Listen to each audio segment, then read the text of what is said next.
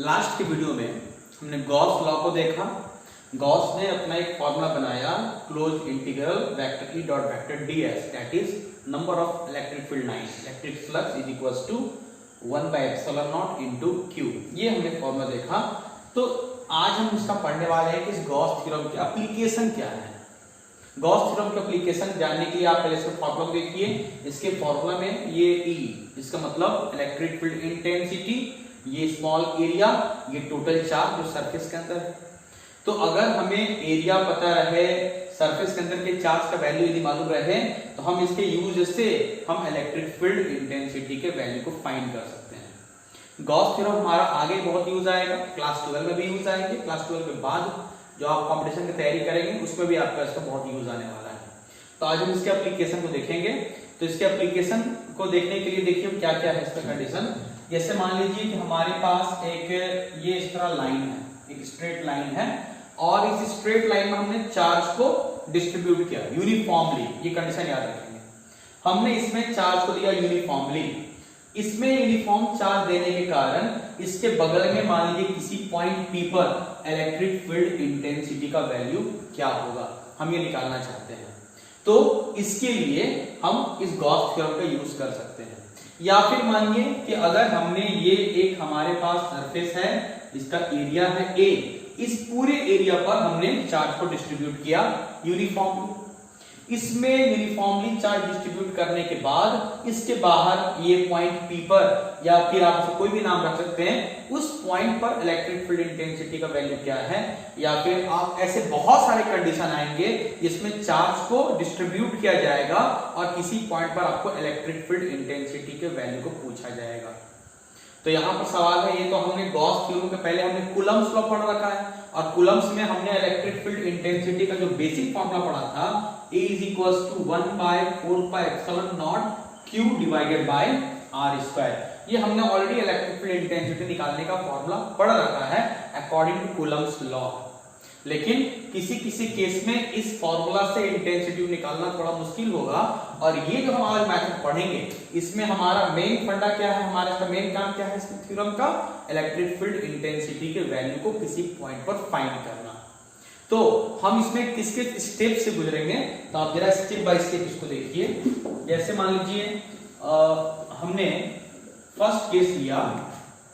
जैसे first case में हमने ये एक स्ट्रेट वायर लिया, ये स्ट्रेट लाइन लिया कोई भी। इस स्ट्रेट लाइन पर हमने यूनिफॉर्मली चार्ज को डिस्ट्रीब्यूट कर दिया। इसकी साइज क्या है, हम मान लेते हैं infinitely long. Infinitely long case first में हम इस इनफिनिटली लॉन्ग वायर के हमने यूनिफॉर्मली चार्ज को डिस्ट्रीब्यूट किया। इसके कारण किसी पॉइंट पर इलेक्ट्रिक फील्ड इंटेंसिटी के वैल्यू को कैसे फाइंड करेंगे। तो यहां पर आपने ये जो वायर लिया, मान लिया ये इनफिनिटली लॉन्ग है, इसके L लेंथ पर हमने कैलकुलेशन करना है, L लेंथ पर।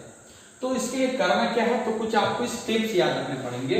स्टेप नंबर 1, स्टेप नंबर 1 में हम क्या करेंगे, सबसे पहले जैसे मान लीजिए कि हमने इसके चार्ज को डिस्ट्रीब्यूट किया, ये चार्ज इसके ऊपर यूनिफॉर्मली आया।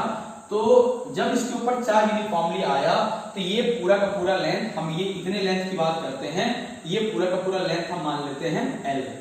ये पूरा का पूरा लेंथ हम क्या मान लेते हैं, L, स्मॉल l, ये लेंथ L है। इस पर हम चार्ज को देखते हैं कि इस पर टोटल चार्ज कितना होगा। तो आपको यहाँ पर ये कंसीडर ये लिखना पड़ेगा कंडीशन में कि आप जो चार्ज को डिस्ट्रीब्यूट कर रहे हैं यूनिफॉर्मली, उसमें यूनिट लेंथ पर कितना चार्ज होगा। इसका क्या फायदा होगा कि अगर हमें ये पता चल जाए कि यूनिट लेंथ पर चार्ज की संख्या क्या है। सपोज मान लीजिए कि हमने बोला यूनिट लेंथ पर जो चार्ज है वो है लैम्डा, यूनिट लेंथ पर नंबर ऑफ चार्जेस हैं लैम्डा। तो हम बड़े आराम से बोल सकते हैं 5 लेंथ पर क्या होगा, हम बोलेंगे 5 लैम्डा। हम बोलेंगे 10 लेंथ पर क्या होगा, 10 लैम्डा। इसलिए आपको यूनिट की वैल्यू मालूम होना चाहिए। तो हम ये बोल सकते हैं lambda with the number of charge per unit length. Unit length पर नंबर ऑफ चार्ज क्या है, लैम्डा। जिसका दूसरा नाम आप बोल सकते हैं लीनियर चार्ज डेंसिटी। इस पूरे लाइन को आप शॉर्ट बोल सकते हैं लीनियर, यानी कि line charge density, that is number of charges. तो उसका जो साइन होता है वो होता है लैम्डा। तो हम यहां बोलेंगे कि अगर लैम्डा चार्ज एक लेंथ पर है, यूनिट लेंथ पर है, तो बताइए टोटल L लेंथ पर कितना चार्ज होगा, तो हम बोल सकते हैं लैम्डा इंटू L।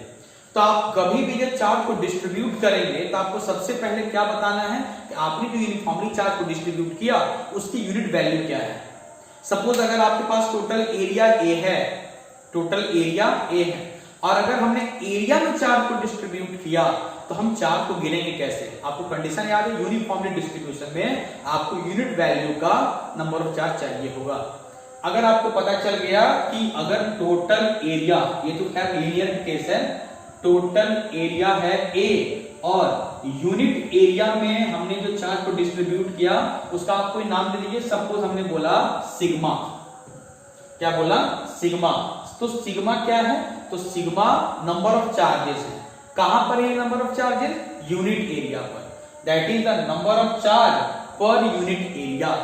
और दूसरे शब्दों में इसको क्या बोल सकते हैं, एरियल चार्ज डेंसिटी। जैसे इसको बोला था लैम्डा को लीनियर चार्ज डेंसिटी, यानी कि वन लेंथ पर लैम्डा चार्ज।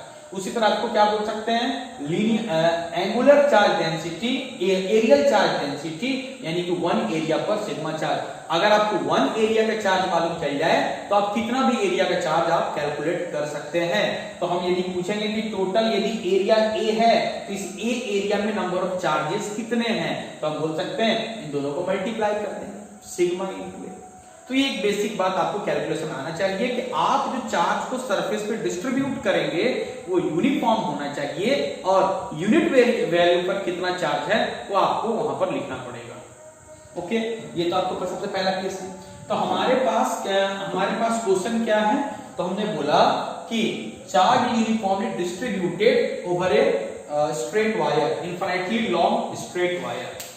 एक स्ट्रेट वायर जिसकी साइज इनफाइनाइट है उस पर हमने यूनिफॉर्मली चार्ज को डिस्ट्रीब्यूट किया एंड इस चार्ज डिस्ट्रीब्यूशन के कारण बाहर के मान लीजिए यहां पर एक पॉइंट P है, इस पॉइंट पर इलेक्ट्रिक फील्ड इंटेंसिटी का क्या वैल्यू है और ये आपको निकालना है गॉस थ्योरम को यूज करके। तो हम इसके लिए सबसे पहला स्टेप क्या करते हैं, एक गॉसियन सरफेस ड्रॉ करते हैं। गॉसियन सरफेस, ये गॉसियन सरफेस हम सबसे पहले ड्रॉ करेंगे। गॉसियन सरफेस जो ड्रॉ करेंगे उसके क्या क्या कंडीशन होंगे। सबसे पहला कंडीशन, वो सरफेस इस पॉइंट से पार होना चाहिए, इस पॉइंट से गुजरना चाहिए, नंबर 1। नंबर 2, वो सरफेस पूरी तरह से क्लोज होना चाहिए, यानी कि अगर एक पॉइंट से हम चलेंगे तो घूम करके बिना कहीं ब्रेक किए हम वहां पर डायरेक्ट पहुंचे, वो सरफेस पूरी तरह से क्लोज होना चाहिए, गॉसियन सरफेस। और इसमें जो सरफेस हम ड्रॉ करेंगे उसमें हम जो पॉइंट्स लेंगे वो सभी पॉइंट्स चार्ज से इक्वल डिस्टेंस पर होंगे। तो यहां पर आपको सबसे पहला स्टेप क्या है, नंबर 1, कि आपको गॉसियन सरफेस, ये कुछ स्टेप से आप कैलकुलेशन सीख सकते हैं।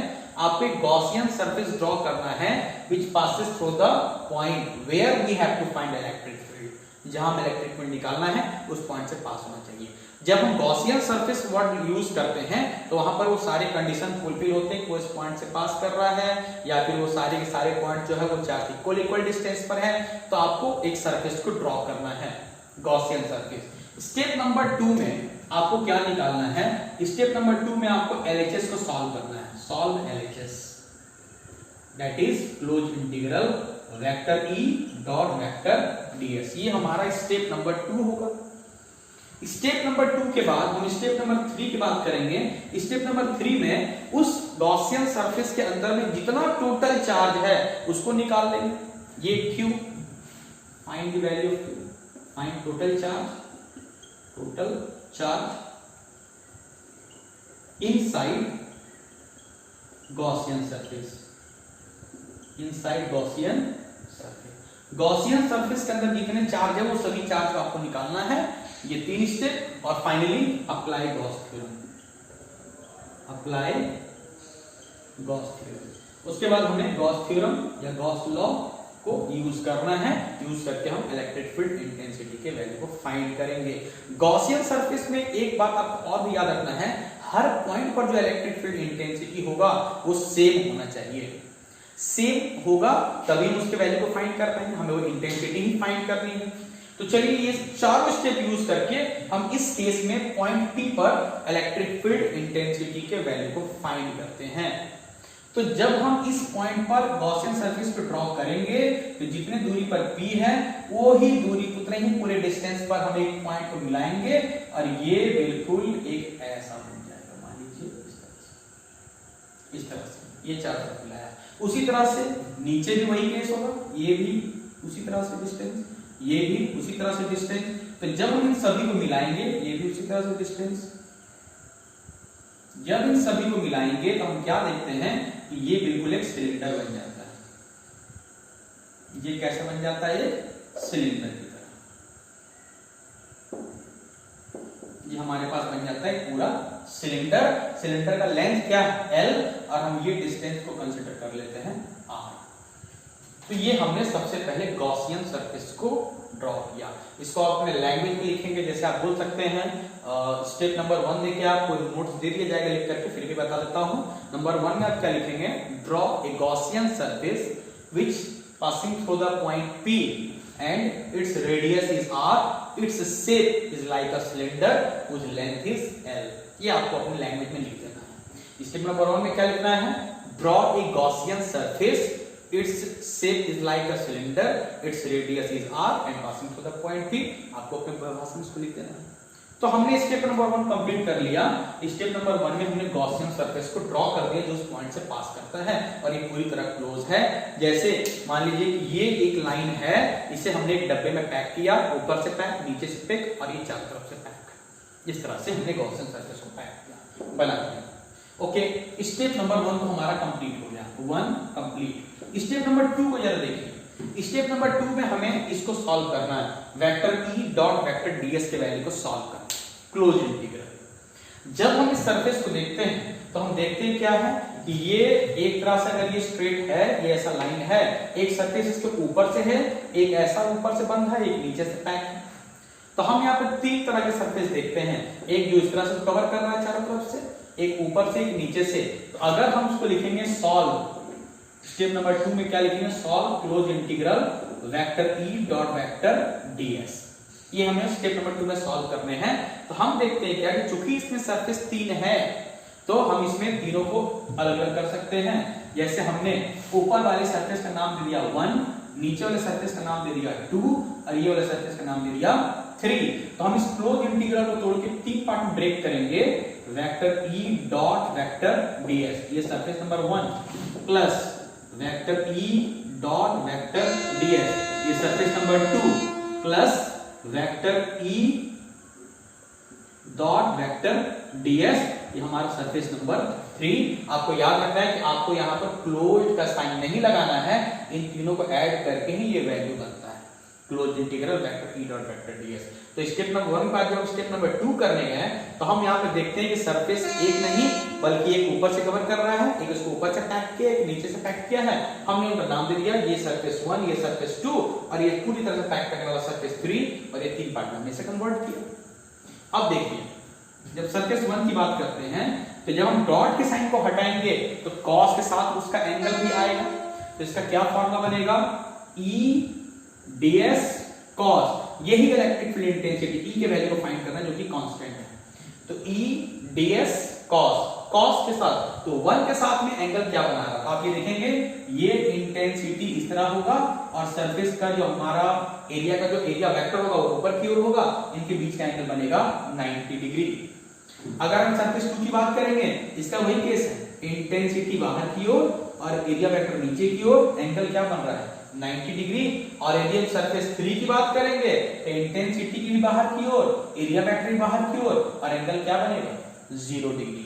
तो सरफेस 1 और 2 में इन दोनों के बीच का एंगल दैट इज इंटेंसिटी और एरिया वेक्टर के बीच का एंगल 90 डिग्री और सरफेस 3 के लिए 0 डिग्री। तो हम यहाँ पुट करते हैं, 1 को जब हटाएंगे तो ये क्या हो जाएगा E ds cos 90 प्लस ये 1 के लिए, 2 के लिए क्या हो जाएगा E ds cos 90, इसके लिए भी 90 और 3 के लिए हो जाएगा E ds cos 0। तो हमने इसे अलग अलग सरफेस में कन्वर्ट किया। cos 90 की वैल्यू हम जानते हैं 0, cos 90 की वैल्यू 0, तो ये फर्स्ट और सेकंड ये दोनों 0 0 हो जाएगा और हमारे पास बचेगा क्या E ds cos 0, ये थर्ड सरफेस। तो हमारे पास क्या बचेगा ओनली, ये तो दोनों जीरो हो गया, ये 3 बचेगा और ये हो जाएगा E ds और cos 0 की वैल्यू 1।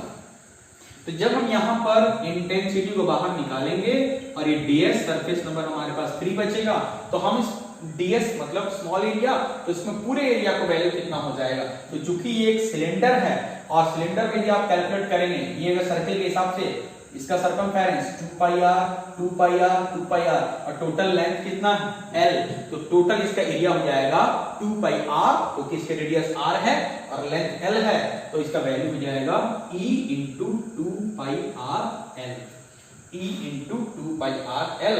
इस तरह हमारा ये स्टेप नंबर 2 भी कंप्लीट हो गया। स्टेप नंबर 2 में आपको करना क्या था, LHS के वैल्यू को सॉल्व करना था।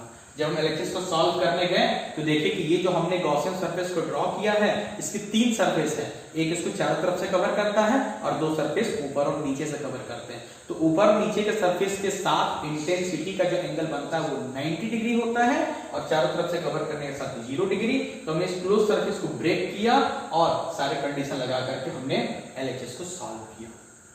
LHS को सॉल्व करने के बाद हम यूज करने वाले हैं स्टेप नंबर 3। स्टेप नंबर 3 देखिए, स्टेप नंबर 3 में हमें क्या करना है, स्टेप में find total charge inside the Gaussian surface. इस गॉसियन सरफेस के अंदर में टोटल चार्ज कितना है, गॉसियन सरफेस के अंदर में टोटल चार्ज हमें कैलकुलेट करना है, यही हमारा स्टेप नंबर 3 है। तो गॉसियन सरफेस की लेंथ क्या है, L, और आपको बताएं कि जो हम चार्ज डिस्ट्रीब्यूट कर रहे हैं, उस चार्ज को डिस्ट्रीब्यूट करते समय जो हमने यूनिफॉर्मली चार्ज डिस्ट्रीब्यूट किया, उसमें यूनिट लेंथ पर हमने मान लिया लैम्डा चार्ज है। तो क्या बोला कि step 3 since lambda be the charge per unit length, lambda charge unit length पर है, देयरफॉर टोटल चार्ज कितना, टोटल चार्ज हो जाएगा लैम्डा और लेंथ L है, तो लैम्डा इंटू L, ये हमारा टोटल चार्ज है। तो हमने स्टेप नंबर 2 कंप्लीट किया LHS को सॉल्व करके, स्टेप नंबर 3 कंप्लीट किया, लैम्डा L टोटल चार्ज आया उस गॉसियन सरफेस के अंदर, और फिर हम फाइनली अप्लाई गॉस थ्योरम, हम गॉस थ्योरम को अप्लाई करने वाले हैं और इंटेंसिटी के वैल्यू को निकालने वाले हैं। Step 4 apply Gauss law, apply करते हैं। Close integral vector E dot vector ds is equals to, हमने पढ़ा हुआ है Q डिवाइडेड बाय एप्सिलॉन। चलिए इसे हम यूज करते हैं। तो LHS का वैल्यू क्या है, E इंटू 2πrl, यहाँ पुट कर सकते हैं E इंटू 2πrl। Q की वैल्यू यानी टोटल चार्ज क्या है, lambda L divided by epsilon not. हम देखते हैं कि L और L कैंसिल हो गया, therefore intensity equals to lambda divided by 2πr epsilon naught. ये हमारा लैम्डा इंटू 2πr और पहले से कौन बैठा हुआ है, एप्सिलॉन नॉट। तो ये टोटल इंटेंसिटी है इस पॉइंट P पर। तो इस तरह गॉस थ्योरम का यूज करके हमने लीनियर चार्ज डिस्ट्रीब्यूशन के केस में किसी पॉइंट पर इलेक्ट्रिक फील्ड इंटेंसिटी के वैल्यू को निकाला। आपको फिर से सारे स्टेप्स बता देता हूं। आपको सबसे पहला क्या काम करना है, सबसे पहले जो चार्ज डिस्ट्रीब्यूट हो रहा है यूनिफॉर्मली, उसमें उसके यूनिट वैल्यू को आपको डिफाइन करना है। आपको लैंग्वेज से सजाना होगा, आपको नोट्स दे दिया जाएगा। जैसे हमने बोला कि there is a straight wire of infinitely long and charge uniformly distributed, charge को हमने यूनिफॉर्मली डिस्ट्रीब्यूट किया in such a way that lambda be the charge per unit length. इस तरह से डिस्ट्रीब्यूट किया, यूनिट लेंथ पर चार्ज लैम्डा है। ये यूनिट लेंथ को डिफाइन इसलिए करना है ताकि आपको जितने लेंथ पर भी चार्ज निकालना पड़े, क्योंकि वही हमारा स्टेप नंबर 3 भी है, आप वहां पे निकाल सकते हैं। तो ये आपको लैंग्वेज में स्टार्टिंग में लिख देना है, आप बाद में भी लिख सकते हैं। उसके बाद हमारा स्टेप स्टार्ट होता है। स्टेप नंबर 1 में आपको गॉसियन सरफेस को ड्रॉ करना है जो उस पॉइंट से गुजरे। क्या क्या कंडीशन है गॉसियन सरफेस पे, तो हर पॉइंट पर इंटेंसिटी सेम होना चाहिए, पूरा का पूरा सरफेस क्लोज होना चाहिए और इंटेंसिटी सेम हो। इसके लिए भी जरूरी है कि आपको चार्ज से सभी पॉइंट का डिस्टेंस भी मैच करना चाहिए। तो तो आपको स्टेप नंबर 1 में गॉसियन सरफेस को ड्रॉ करना है। तो इस केस में, लीनियर के केस में, जो हमारा गॉसियन सरफेस बना, इसका शेप एक सिलेंडर के जैसा हुआ। अब बताया सिलेंडर कैसे बना, क्योंकि जब हमने हर पॉइंट का अलग अलग सोचा और जब इसको मिलाया तो एक सिलेंडर के जैसा बन गया। तो लीनियर केस में से तो आपको स्टेप नंबर 2 में गॉसियन सरफेस को ड्रॉ करना है। स्टेप नंबर 3 में आपको गॉस थ्योरम के एलएचएस को सॉल्व करना है, दैट इज टोटल फ्लक्स निकालना है, close integral vector E dot vector DS. ये हमने स्टेप से आपको निकाल के बताया कि हमने इस केस में कैसे निकाला है। स्टेप नंबर नेक्स्ट में यानी कि 3 में हमें टोटल चार्ज निकालना है जो गॉसियन सरफेस के अंदर है। देखिए कितने आसान से निकल गया। हमने क्या बोला कि lambda with the charge per unit length पर चार्ज लैम्डा है, तो L, चूंकि हमारा गॉसियन सरफेस की लंबाई L है, तो L लेंथ पर चार्ज क्या होगा, ये बड़े आराम से कैलकुलेशन, लैम्डा L। और जब हमारा ये 2 और 3 स्टेप कंप्लीट हुआ, उसके बाद गॉस लॉ को अप्लाई करेंगे, थोड़ा कैलकुलेशन है और बड़े आराम से आप इंटेंसिटी के वैल्यू को फाइंड कर सकते हैं। ओके।